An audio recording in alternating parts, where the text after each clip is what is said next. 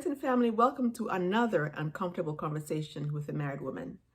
In this episode, we're going to talk about abuse. First of all, I want you to know that I am not a professional. I am not a marriage counselor. I have had no formal education on marriage except for living through marriage for about 25 years so far, and also growing up around different family members who've been married, at least 15 marriages that I've observed growing up, and what my lessons learned were from these marriages. So that's the perspective that I speak from. I want to make sure that that is clear for everybody. If you're ready for it, go ahead and grab a snack, grab a drink, and let's talk about it. This is a very difficult topic for me to talk about because I feel for any couple that gets to that point where they hurt each other physically, mentally, emotionally. What I have witnessed in my lifetime has been mostly the physical and emotional abuse.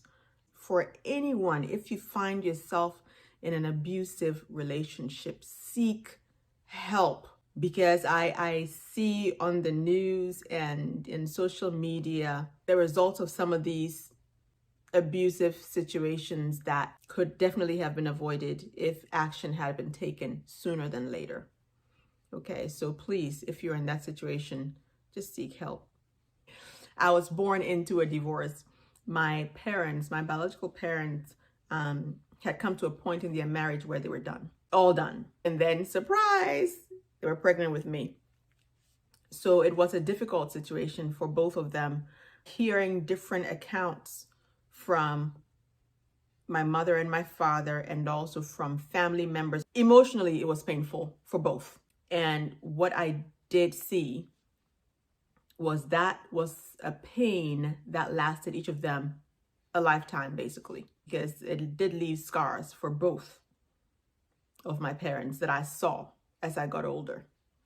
What I know is that abuse comes from pain.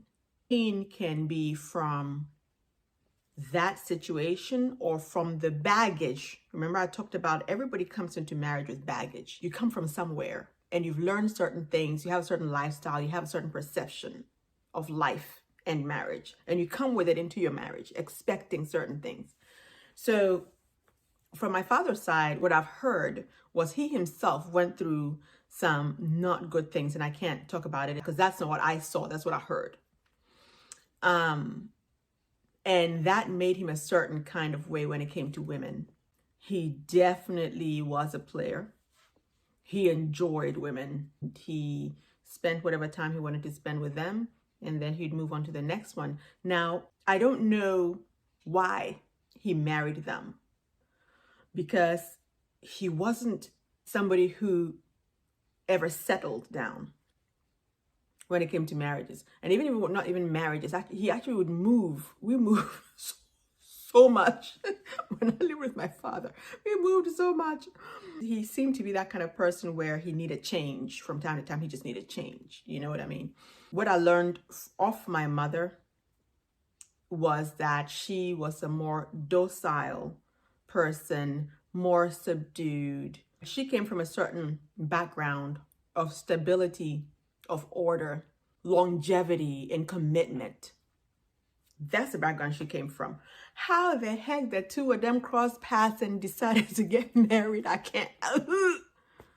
I don't know. From my father's perspective, I feel like maybe he thought, okay, you know, this is a woman that's not a high time kind of woman who is docile, and I can do this. And from my mother's perspective, I don't know how she didn't see the red flags everywhere with my father. However, my father is so charming. His character is just, he was the life of the party, cracking jokes, very hospitable. You know, what do you need? I'll help you with it. Oh, I know this person. He can get you that. Or, you know, very, very charming and handsome. well educated. He has his doctorate degree, very well educated. There is no subject that he didn't know enough about to have a conversation about. He was yay high, so his ego was all the way up there, making up for the height situation, like me. But that was the kind of person he was. Me now, when I see people like that, it's a red flag. I back up. Maybe because I learned from my father's personality, but when I see people like that, no, I'm sorry. You're too loud. You're too attention seeking. Nah. Anyway, so I saw from my father's side how absolutely charming, he was to these women. And of course, he was one of those that picked the young women, very young women, usually in their 20s, no older than that. And as soon as you started to hit closer to 30 and, 31, 30, whatever, you're too old. Like as if he wasn't aging, right? But what I did see was the courtship was just beautiful to the point where he'd have a driver go pick up the woman to take to work.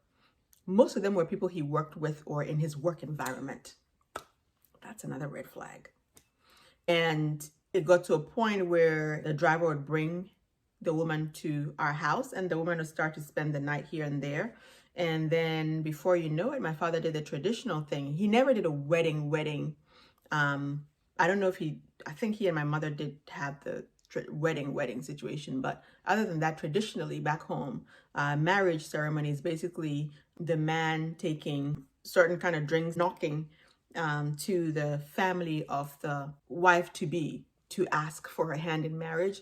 And then when the family of the wife to be receives those things, they start doing certain investigations about the husband to be's family to make sure there are no illnesses and diseases and certain genetic disorders that can come and haunt, their family in some kind of way.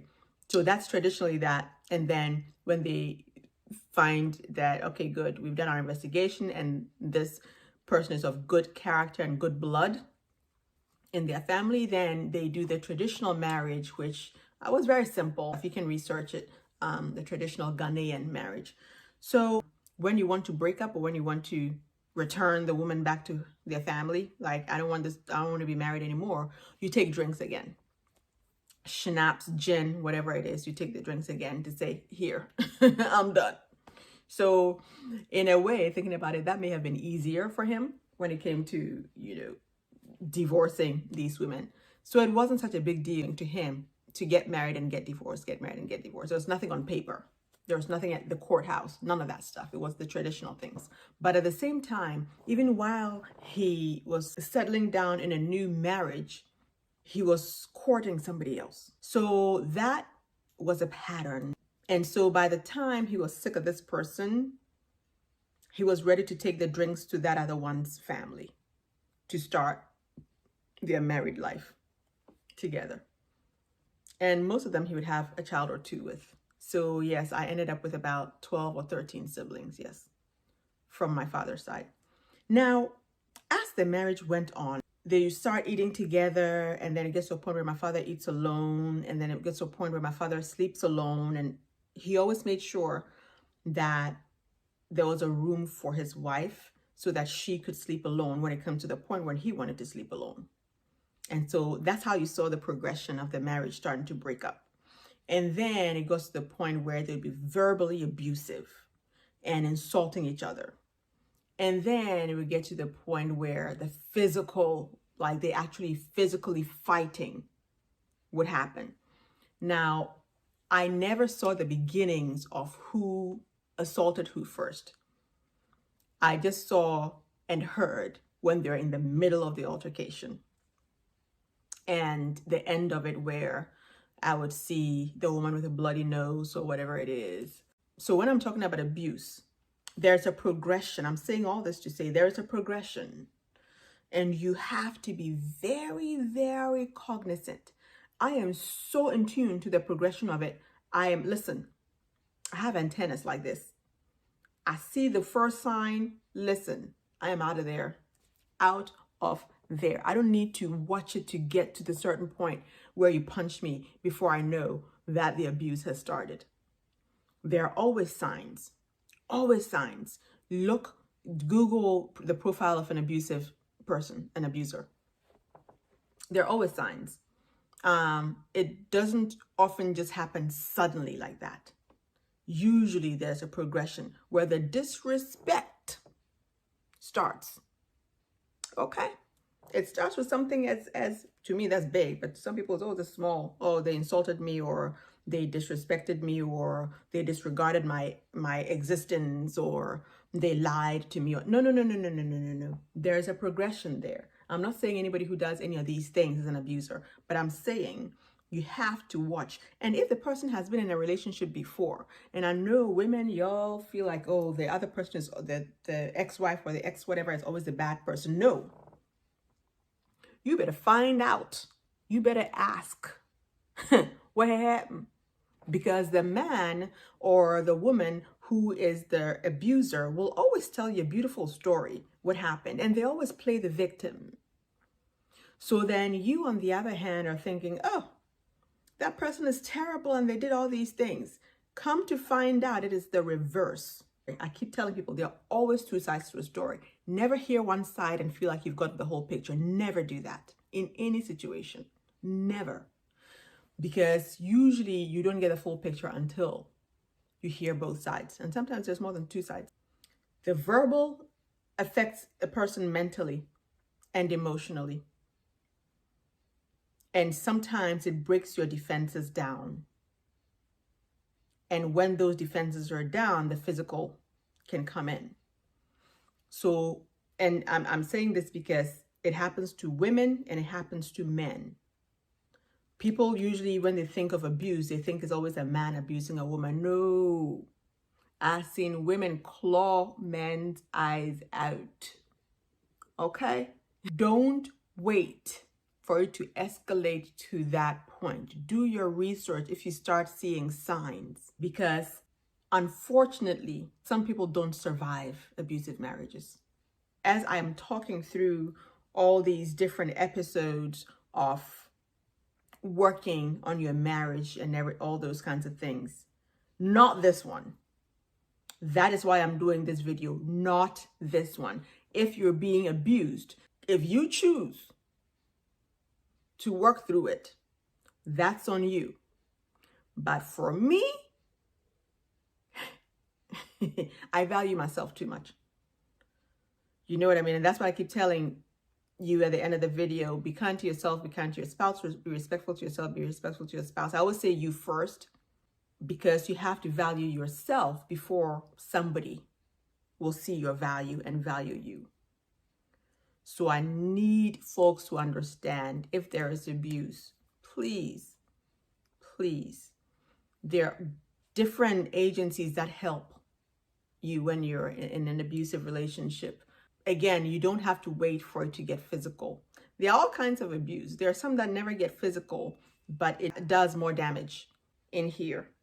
Your self-worth is like there, and you feel like you don't deserve anything you have, and you don't deserve anything good. And so even if you all separate or divorce, your self-worth is still shot. I saw also other situations where there was, mental and emotional abuse where they would actually insult each other. I never saw them physically hit each other, but the venom in the words could kill a person's soul. And for some reason, they chose to continue to stay together until one died.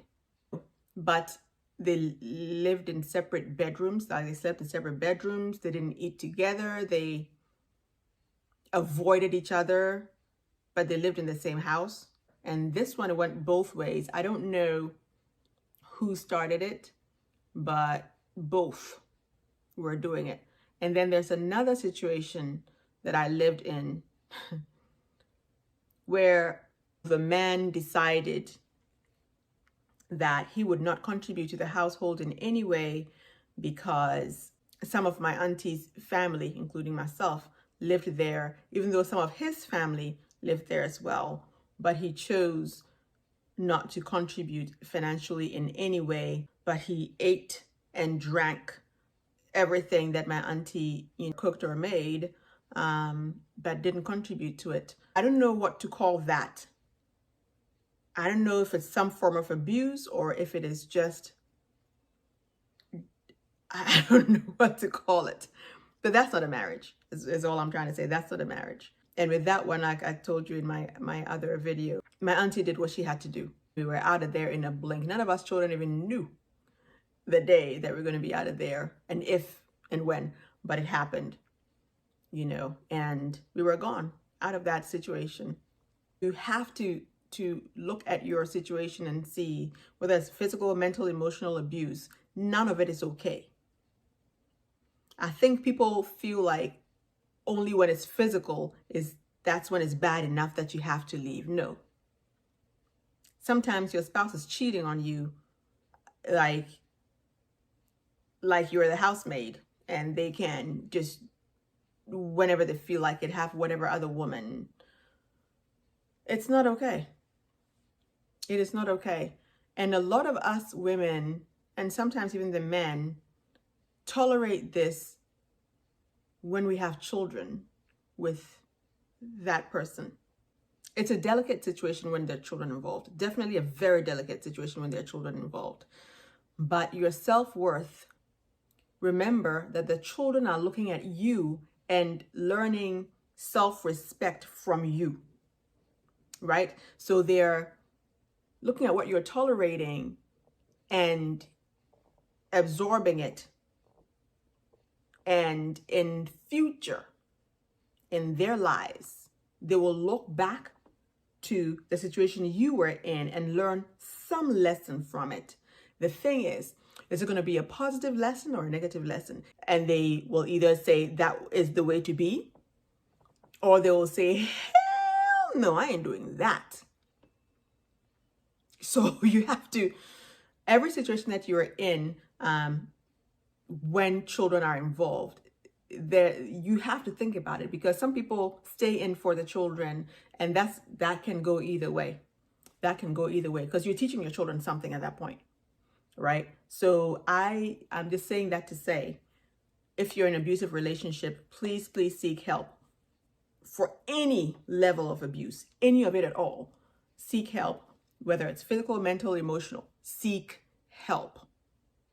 Okay? That's all I have to say about that. I'm not going to tell you what to do. All I'm going to say is, for me, you better sleep with one eye open.